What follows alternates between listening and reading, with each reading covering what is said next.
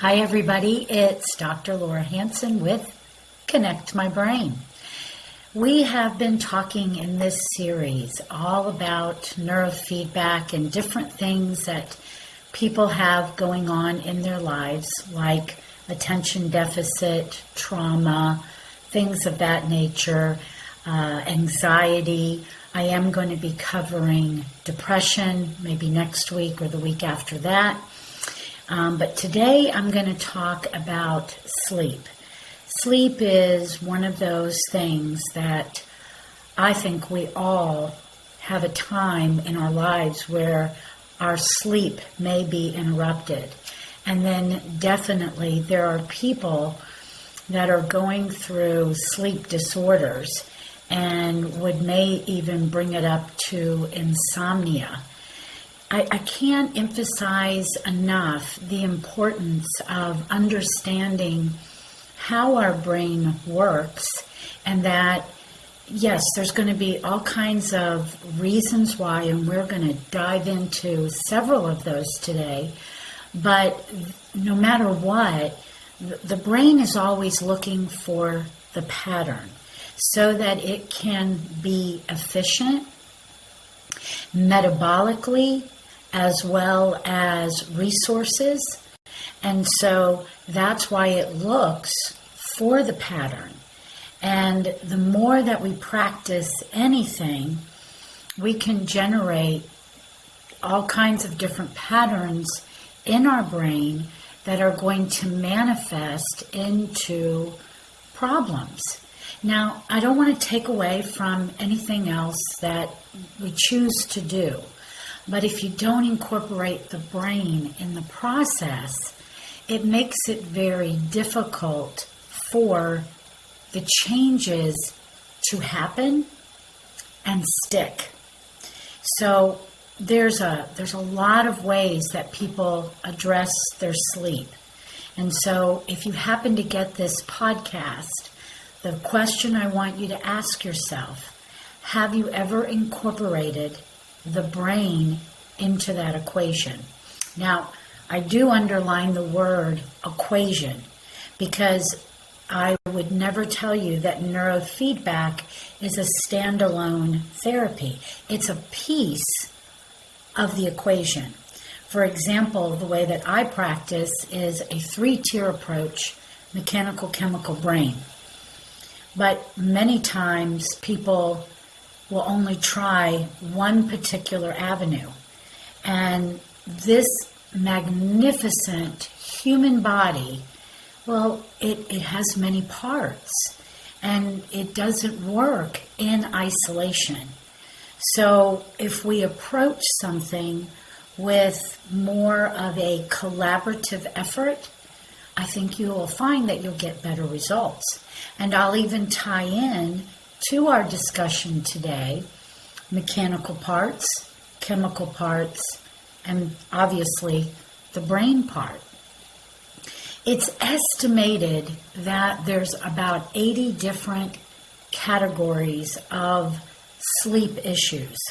So you may be able to get to or fall asleep, but you wake up in the middle of the night. You may not be able to fall asleep easily. You may have sleep apnea. You may have maybe acid reflux, which would definitely be a chemical component, but it can be very sleep disturbing. Maybe you're not getting restful sleep. The interesting part about taking medications can make you fall asleep, but it doesn't mean that you're going to get into the correct brain pattern that's actually going to allow you to consolidate your day, which is one of the primary roles of sleep, that we get exposed to so much information in a given day. You are doing things, going one place, going to another, going to a meeting, getting a project done, going to class, even motoring around on the floor, getting your sensory motor connections going as a toddler. So all of those actions, they require different brain chemistry to make them happen. But when we sleep, then it's also supposed to be this cleansing experience for the brain. And so for many different reasons that we will touch on, that restorative sleep, if it doesn't happen, then even our chemistry can kind of get like a garbage can filled up, but not getting dumped out. And over time, day by day or month by month, there is an accumulation of toxins, which can lead to inflammatory processes. So the idea is we have to first appreciate just this global human experience in these bodies, rather than only pulling apart one element. So as I present this information today, we're going to look at, as I said, some mechanical parts, some chemical parts, and then, of course, some brain parts, okay? So mechanically, we really need to move. That is such an innate process for us. If we're not getting any kind of regular exercise, a physical component is present in order to keep us from falling asleep. That same idea of things kind of backing up, or perhaps because of poor exercise, poor diet, you are overweight. And if you're overweight, that is going to be a sleep disruptor. But then, let's take that one element for a minute. If I'm overweight and that's already disrupting my sleep, now there is a feedback mechanism. And we talked about feedback mechanisms last week on our topic of anxiety. And so we can have a positive feedback loop and we can have a negative feedback loop. Let's kind of think of the air conditioner as a positive feedback loop. I set my AC at 70. When it's 71, air kicks on, temperature drops down, AC goes off. But a negative feedback loop means that it's like a hamster in a wheel. It's going to keep perpetuating the same response, but even greater consequences as time goes on. So if I'm overweight and that's already disrupting my sleep pattern, now my body is a feedback mechanism to my brain. And over time, that feedback mechanism is going to create a pattern. And over time, my sleep may even become more disturbed. And that's true really for any component that we want to talk about when it comes to sleep. It could be hormones, it could be alcohol, it could be recreational drugs, it could be the amount of stress that you're going through. It could be your little mini stressors. We talked about that last week as well, where we're just kind of like a little fire engine that never shuts off, never give ourselves a break, always going, always going, always going, and creating patterns inside of our bodies, which are going to give patterns to our brain. So this idea of a pattern is very important in order to analyze, okay, so perhaps there is something that I can personally do in order to improve my sleep. I think we should always first become aware that there is a situation.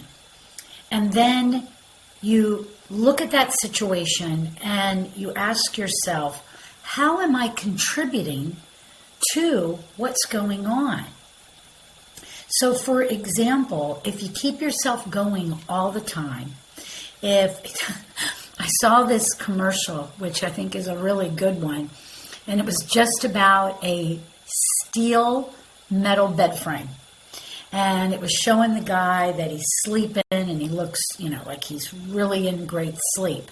And then he gets up and he's work, meeting, social, something else. But it just kind of shows do one after another every single day. And then literally he stands up and he screams. And then, of course, the picture changes and he falls back into his bed. And that's kind of what I mean by if we keep ourselves going all the time, we have to realize that that is creating a pattern inside of us. And those are our little mini fight or flights that can be, I almost think, more detrimental than some of the big obvious ones because we think we're doing all the right things. We think by hurrying along, always keeping our calendars full, loading it up, showing how productive that we can be, that's kind of like the human experience. And really, I am a very big promoter on you gotta have breaks in the day because there's certain brain waves that won't come on unless you do. And we're going to talk about those as well. So what can we do? Our behavior, how can we contribute to the situation? Be aware of it. You got to be aware of it and then begin to go, let me try and change. So just some simple things that I think everybody really does know about. You have got to come off of those computers before the sun goes down. People stay on their phones and their computers well into the night. Something that I want you to look up, it's called the circadian rhythm. No matter what, this human body is about rhythms. And your brain waves are also mirroring those rhythms. And so as the sun comes up, we are supposed to come up. And as the sun starts to come down, we are supposed to come down. We need to get those hours of sleep that are actually going to restore our body and not working up until or even just surfing the net, whatever you want to call it, but not constantly being on those phones and computers. I heard that an average individual is actually going to look at their phone without something like it's not ringing, somebody's not texting you, but an additional 244 times a day. And now I'm seeing so many children with watches so that they can do all their texting and calling right from here. It's constantly on their bodies.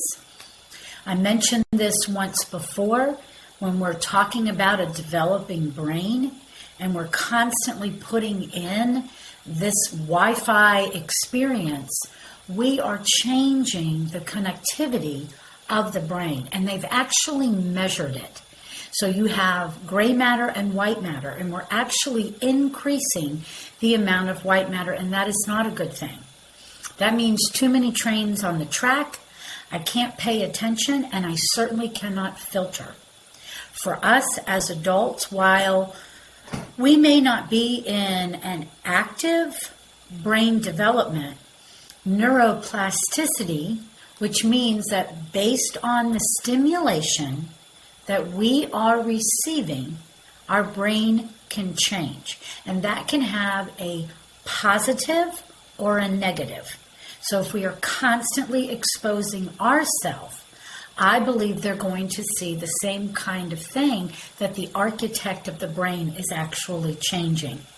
And you have to consider this. That's going to go under the tier of the brain when we're trying to figure out how am I contributing to my sleep problem or my sleep hygiene. Let's refer to it as sleep hygiene. Am I keeping even the TV on all night?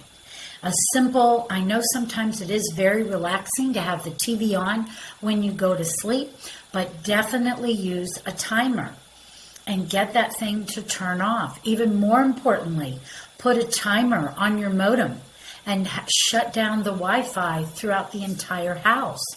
This is going to begin to improve the rhythm of everybody that's in that household. I also believe that you should have electromagnetic frequency guards in your house because, like for myself, I live in an apartment. So it isn't just me, it's the people above me, below me, beside me, and I'm being impacted by those frequencies. And this always goes back. We have to realize we are frequencies. We are grounded to frequencies. Planet Earth, it used to be 7.8, but the Earth's frequency, the resonating frequency, was 7.8, which puts us a little bit in between theta and alpha. And again, I'll explain brainwaves as we move along, but those are slower, calmer waves. And now they have indicated that that number has actually climbed into the nines. So what's happening? What are we reverberating back into our Earth? And when we talk about all this climate change, boy, I think maybe some personal change could be very beneficial for our world today. So there are mechanical reasons, there are chemical reasons, and there are brain reasons. Other type of mechanical reasons can be like sleep apnea, which is also going to create not only a mechanical situation, but also a chemical situation. If an individual is not getting enough oxygen, this is so important to understand. If you are not getting enough oxygen, then your brain will automatically have a fight or flight experience. And so again, if we're not getting enough oxygen and our brain is constantly going through that experience, that is going to lead to an inflammatory change or a metabolic change in the brain, and therefore we might have poor sleep hygiene. We are definitely having physiological changes going on in our body. Oxygen to me is just such a big deal, especially over the last couple of years and the amount of masking that's been going on. And I literally am measuring oxygen on every child that comes into this office, and I do not see consistently those children at a 99% saturation rate. And that is the optimal oxygen level. So, back it up, keep repeating this. Here's a pattern. I'm not getting enough oxygen. I'm going to have an accumulation of more CO2. I am going to have a physiological event in my brain. This is going to lead to an inflammatory response. This is going to lead to a metabolic reaction. And this can impair sleep, but it's definitely going to impair overall health. Let's look at, just for a couple of minutes, what should be the amount of sleep that we're getting as we dive into a little bit deeper understanding. So babies 0 to 3 months should get about 14 to 17 hours a day. Infants 4 to 11, 12 to 15. Toddlers 1 to 2 years, 11 to 14 hours. Preschoolers 10 to 13 hours. School-age children 9 to 11. teenagers, 8 to 10, younger adults, 18 to 25 years, 7 to 9, adults, 26 to 64, 7 to 9, and older adults, 65 plus, 7 to 8. So that's just a little bit of a reference for you to go and look at for yourself, your spouse, your family, your children. Is everybody actually getting enough sleep? I do see over the last 26 years, there are so many children that are they're very tired. Part of my assessment, I look at their endurance level. And a child's endurance should be perfect. And so many children are very low on that endurance level. And we need to look at their diet and we need to look at their sleep patterns in order to improve. A couple of other things mechanically before I start diving into the brain is what are some other reasons for sleep apnea? One of the biggest things is oral ties, which means like a tongue tie, where the connective tissue, either under the tongue, what connects the upper lip to the mandible or the top row of your jaw, the going onto the sides, these are called buccals, and you can have ties there, which means that there is an enormous amount of connective tissue. And so literally, the tongue is not able to move forward. And what you see very early on is latching issues. Then you see feeding issues. Then you see speech issues. And I have seen over the years, like with children, this need to constantly keep their mouth open. And so it will alert me, and I will go and I will look to see if there is significant connective tissue. One of the reasons for that is that there are so many people that have a genetic mutation on a gene called the MTHFR, and there is a correlation or an association. And so I have seen that same pattern in practice. Now, when I come across an adult, and I'll look inside their mouth, I would say probably about 75% of the time, I've actually seen that same association, but it was never checked or dealt with when they were a child. I would tell you, I think it is really worthwhile finding someone who does primarily laser work, and they will release the connective tissue. But a word of caution, you can't just have the connective tissue released. You have to understand that's DNA material, and if you don't do the cranial work, the intraoral work, the stretching and the exercises, it is very likely that the connective tissue will grow back and you'll be right back where you started. So oxygen issues, sleep apnea, may be related to something mechanical like a tie, excessive connective tissue inside of the mouth. All right, so let's move on. One of the other things that we've already started talking about is stress, okay? So we really highlighted a lot of stress components last week, so I don't want to spend a lot of time on it. But if you are going through a lot of stress and you are now in a chronic pattern, this is who your brain thinks you are. And over time, you can actually give up real estate in your brain that is going to now be transferred over to promoting and continuing a chronic stress pattern. It is so hard to sleep when you are so stressed. And, you know, the last couple of years and still going forward, there is a lot of stress around all of us. So I would encourage you, if you feel like your stress is over the top, especially if you live here in the Atlanta area or the Roswell area, let's take a look at that. We can measure and see if you are actually in a chronic stress pattern, and we can begin to do biofeedback training. Okay, so let's kind of really put up a sidebar note so we really start to connect the dots to understanding how this feedback training is so valuable for patterns.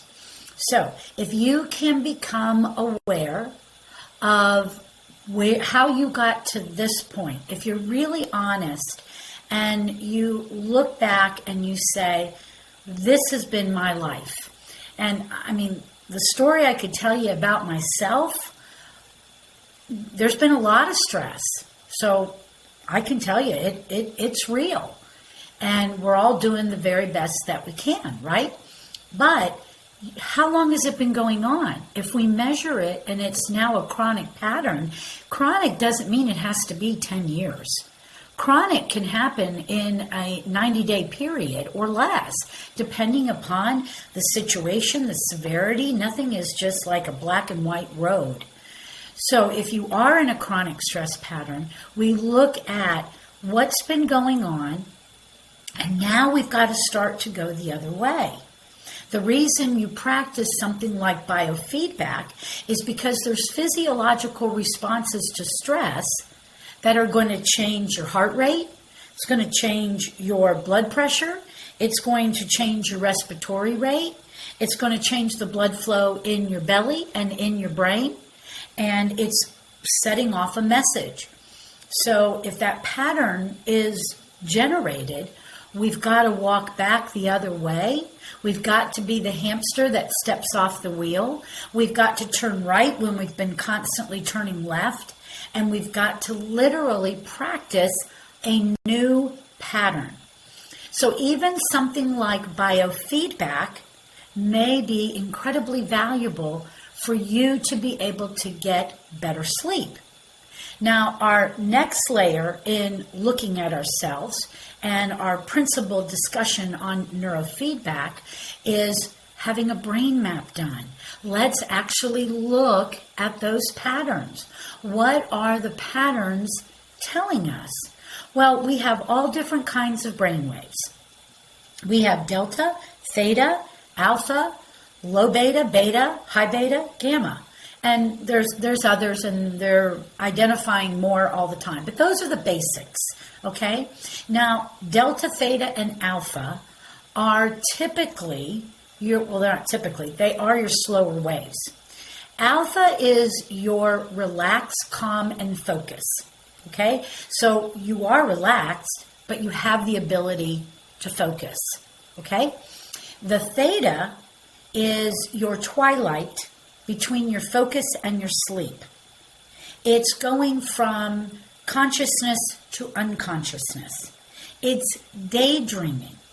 It is pretend play for children. It's imagination.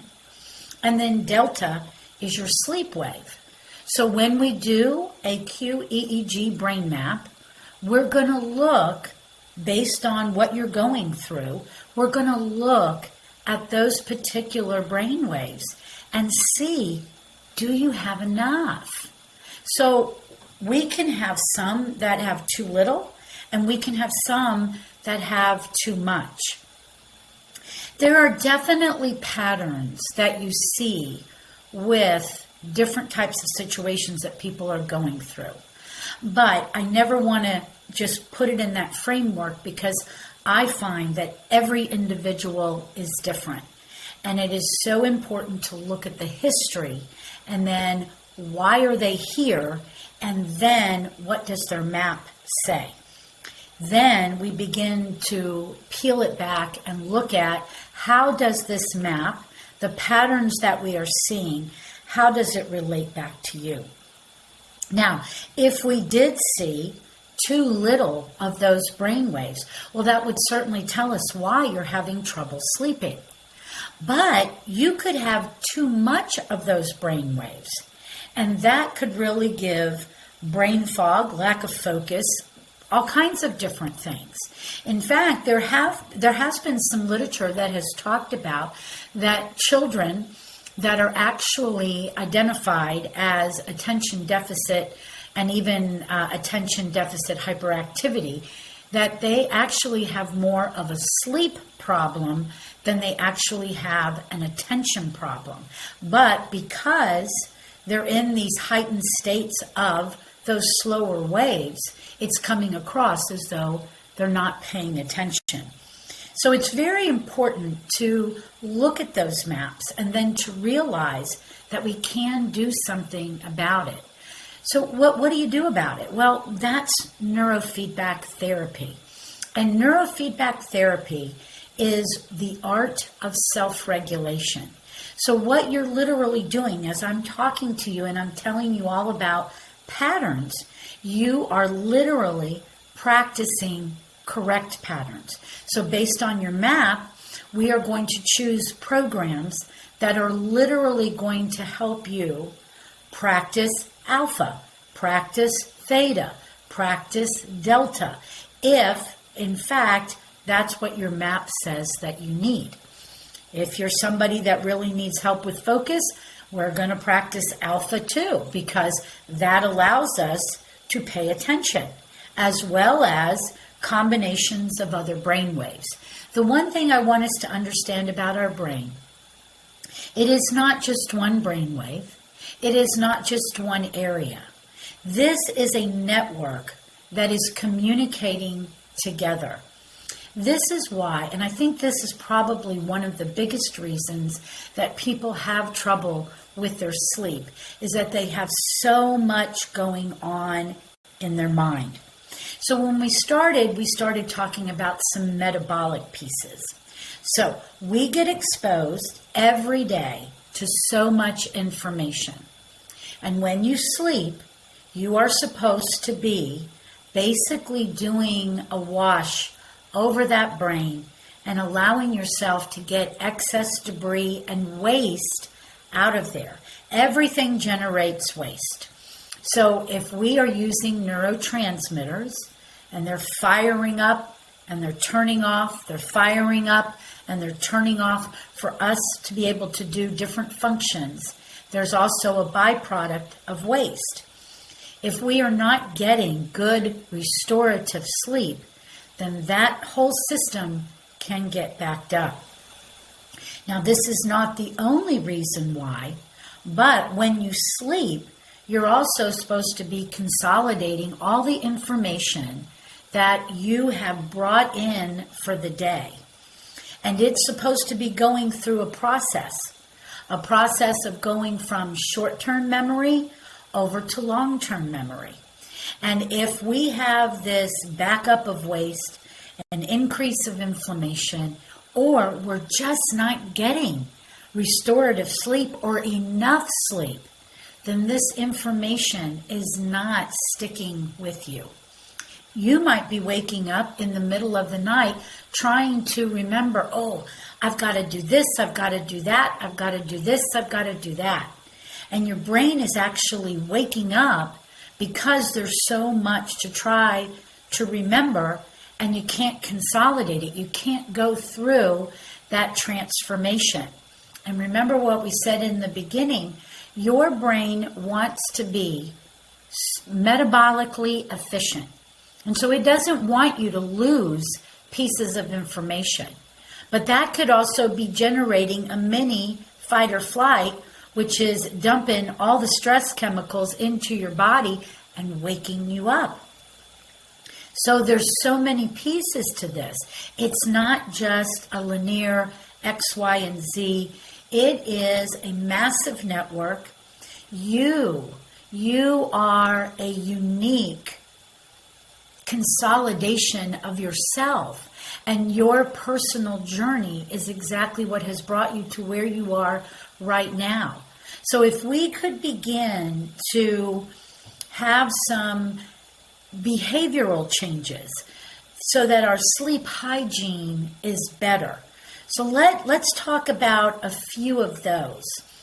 I mentioned the circadian rhythm. Understanding the sleep-wake cycle. Make sure you look that up, because it's also going to show you what is being cleansed, because it's not just your brain.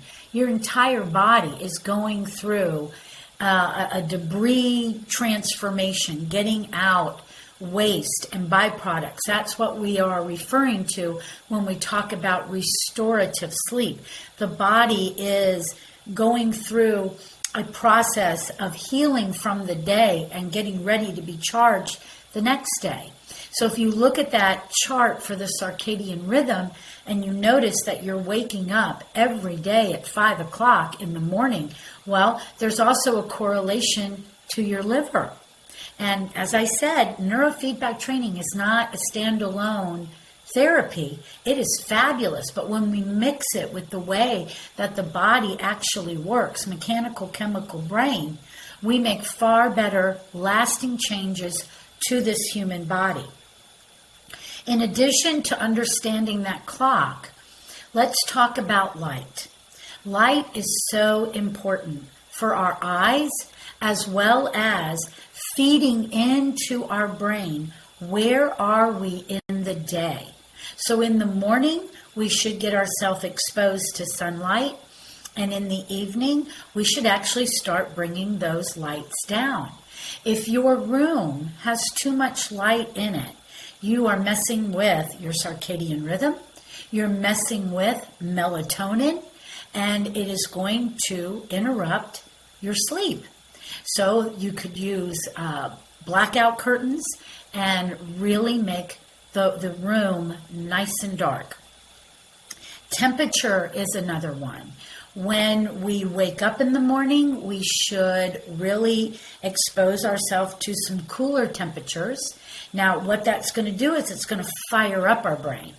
In the evening, it's good maybe to take a hot bath if you've got clean water that you can soak yourself in, or maybe just some stretching. But the temperature in your area, I would drop it down and make it cooler, because it will help your body warm itself up and get ready to go to sleep. So we can think of light, we can think of temperature as part of our hygiene in trying to get better sleep. Maybe you do have a lot going on, and look at that calendar. Where can you shave back some personal time? I think it's really important that we learn how to have this personal time. Second, or the next one, is breathing. Really learning how to breathe from our belly. I'm still just amazed how many people are still breathing up here from the upper part of their lungs, and we really want to bring the entire lung down with our diaphragm, which is actually being activated by our core muscles in order to get lots of great oxygen into our body.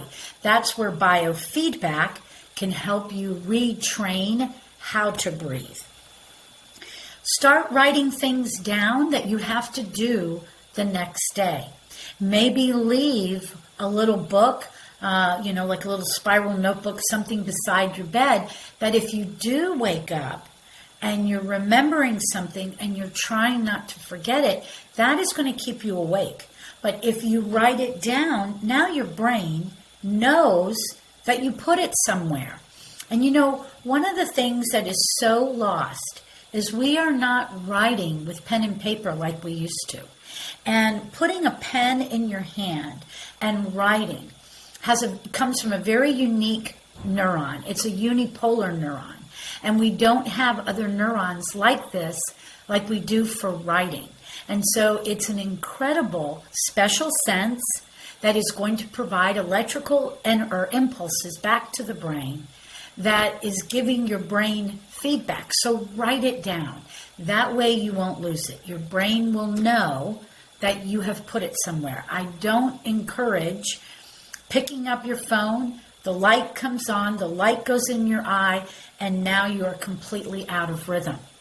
So there's many things that you can do. getting some good exercise. They do recommend that we try to get our physical exercise more in the morning time than in the evening time. But we all have to do what we can do based on our schedules, and I get that. But at least get out there, get the sun in your face, get a sunset in your face. If you are looking for that, maybe you've listened to this podcast and you said, you know what, I've tried every bit of that. Well, maybe your next step is a brain map. That would definitely be a way to go. And there's also some supplements that can help us get into restorative sleep. So if those are some of the things that you are ready to take that next step, then I encourage you, give us a call at our office. Our number here is 678-501-5172. Even if you're not in this area, I'm happy to get on a phone call with you, and maybe I can help you find somebody in your area. And today there are a lot of people that are doing remote neurofeedback. We do offer remote neurofeedback, but I gotta be honest, I want you to be successful, and I just think it would be better if we were able to work together just for a little period